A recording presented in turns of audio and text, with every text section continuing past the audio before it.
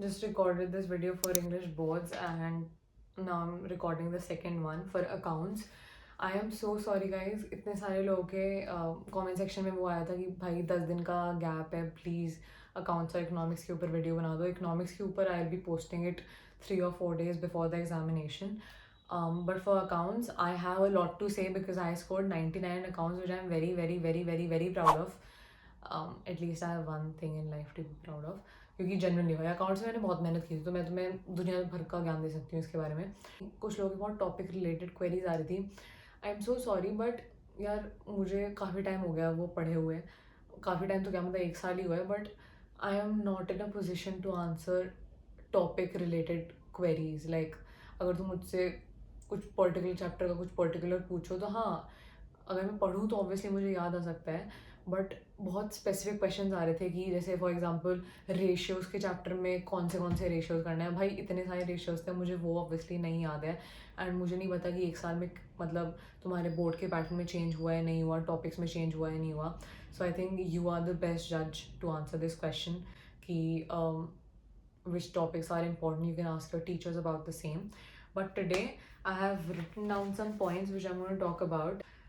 I will probably upload this video 10 days before the accounts examination for anyone who wants to practice more या फिर last के 10 दिन में क्या करें वगैरह वगैरह. I hope that you find this video very informative. So let's begin with it.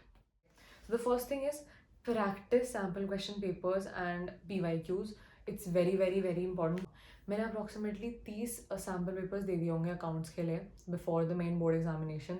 I know 30 sounds a lot but बहुत मज़े आने लगे थे एंड में दे देते. मेरा पूरा 3 घंटे का पेपर से 2 घंटे में हो जाता था. Anyone who has practised a lot would be able to relate to me. जब भी आप पिछले साल के पेपर्स को देखो या फिर सैम्पल क्वेश्चन पेपर्स को देखो तो आप नोटिस करो ये एक पर्टिकुलर पैटर्न फॉलो होता है.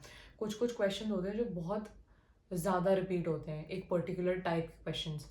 तो मेक श्योर जब भी आप PYQs लेके बैठो एनालाइज करो उस पेपर को ढंग से कि कौन से टॉपिक्स हैं जो बहुत ज़्यादा रिपीट हो रहे हैं. एंड मेक श्योर कि वो उन वाले क्वेश्चंस में तो कोई चांस ही ना हो कि तुम्हारे मार्क्स कटे. क्योंकि जब वो इतनी बार रिपीट हो रहे हैं तो there is a very high probability that you also might get the same question on your paper. So please do not get those questions wrong. So make sure that you analyze the PYQs and then practice accordingly. Second point is actually very important क्योंकि MCQs do play a very major role in the entire paper. Last year तक 18 MCQs आते थे. मुझे नहीं पता कि तुम्हारे time में भी वो हो रहा है या नहीं हो रहा.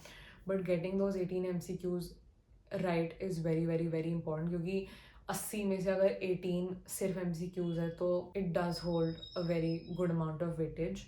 तो ट्राई करो कि MCQs जितने सही हो सकते हैं वो उतने सही हों. क्योंकि यार होता क्या है कि जो लॉन्ग आंसर या 3 मार्कर्स 6 मार्कर्स होते हैं उनमें टीचर के पास फिर भी लेवरेज होता है कि वो स्टेप मार्किंग करके मार्क्स दे सकें. But in MCQs it's either black और वाइट, इट्स आइदर 0 और 1, इट्स नॉट 0.5. तो जब वो गलत होने लगते हैं तो वो टक टक टक गलत ही होते जाते हैं. सो प्लीज़ इंश्योर कि आप वो ना करो. एंड MCQs को सही करने का एक ही तरीका है, just practice. I made a video around 7-8 months back जब मैंने सेम चीज़ वापस बोली थी कि MCQs को अभी से प्रैक्टिस करना शुरू कर दो. बिकॉज MCQs प्रैक्टिस करना बहुत ज़रूरी है from boards and CUET perspective. Try to practise as many MCQs as you can. वही वापस PYQs सैम्पल क्वेश्चन पेपर्स में से वो MCQs प्रैक्टिस करो. And set a timer when you are doing the MCQs ताकि आपको पता हो कि आप एक MCQ में कितना टाइम ले रहे हो. जो रेशियो वाले क्वेश्चन है ना उनकी भी अच्छे से प्रैक्टिस कर लेना क्योंकि वो काफ़ी स्कोरिंग होते हैं. मुझे याद है कि MCQs में भी रेशियो से क्वेश्चन आ जाते हैं. वो पूछ लेते हैं कि अगर increase in this type of ratio हुआ, इंक्रीज इन करंट रेशियो, तो इसका मतलब क्या है. फिर वो MCQs में पूछ लेंगे. और रेशियो का एनीवे एक ना एक क्वेश्चन आना ही है.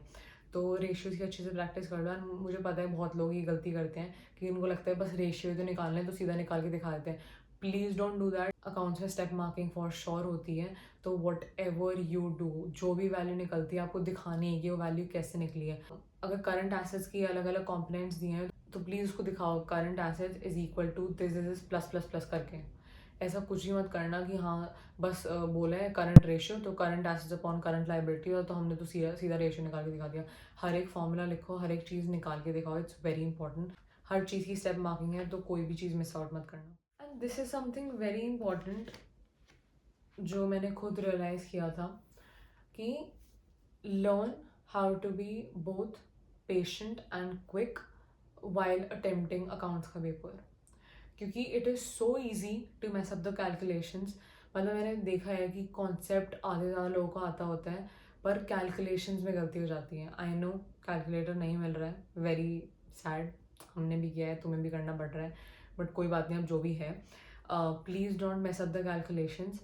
एंड कई लोग सोचते हैं कि फटाफट फटाफट कैलकुलेशन कर देते हैं, फटाफट फटाफट आंसर आ जाएगा. नहीं, अगर उस आंसर को तुम निकाल के करोगे कि अगर वो कैलकुलेशन ही गलत है तो.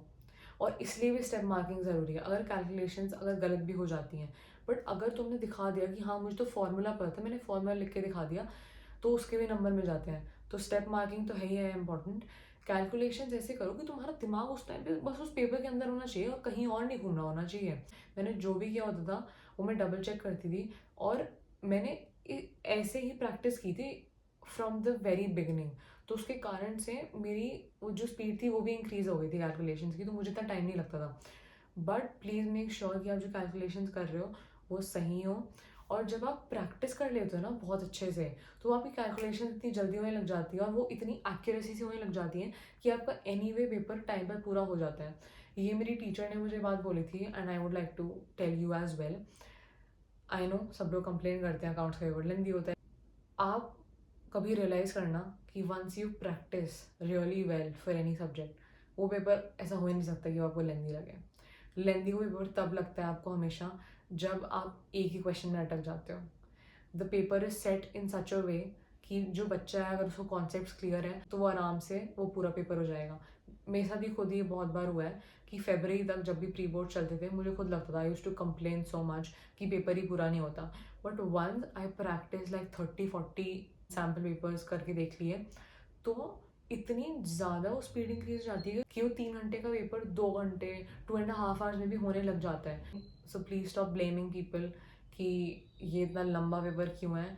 It's just that you might not have practice well enough for it. Practice करना शुरू कर दो ताकि वो स्पीड इंक्रीज होने लग जाए. So just ensure that you are utilising these 10 days very effectively. Speed का भी ध्यान रखो, कैलकुलेशंस का भी ध्यान रखो. I would anyway be posting one more video 3 days before the main examination.